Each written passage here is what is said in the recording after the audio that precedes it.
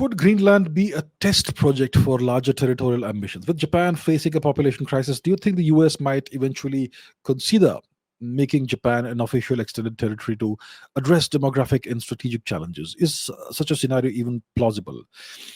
So, look, uh, Greenland, it's not a test project. If the Americans want it, they'll take it.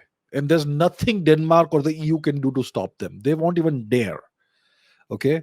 All the US has to do is to land a couple of aircraft there and a bunch of soldiers. 200 soldiers is enough.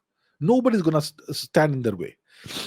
So if Trump wants it, it's a fait accompli. It's done. It's done. When it comes to Canada, do you think Canada can stop the Americans from just taking over? They're going to take over if they want to, and that also may likely happen. So it's not a test project or anything. If Trump decides this will be done, it will be done very fast. Now, when it comes to Japan, Japan is indeed facing a terrible population crisis.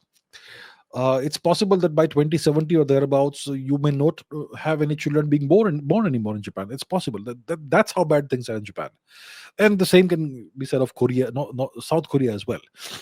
So what could the US do about this? They could perhaps, if they're still the number one power in the world, they could just take over Japan. They can do whatever they want with it. They occupy Japan militarily. There's nothing the Japanese can do about any decision of the US. So the Americans may say that the Japanese are facing this TFR crisis, total fertility rate crisis. There's no births happening anymore.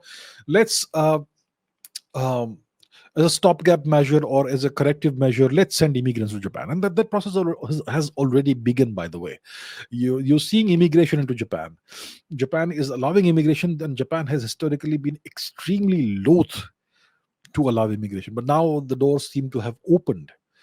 So, yeah, the Americans may decide that Japan needs immigrants, and they could send immigrants in. That will totally alter the demographics of Japan. But yeah, I'm not sure the Japanese people will have much say in this if the Americans decide to do such a thing. So such a scenario is indeed possible. The Americans can declare Japan and one of their territories. They can do it today if they want, and there's nothing the world can do about it, or the Japanese can do about it.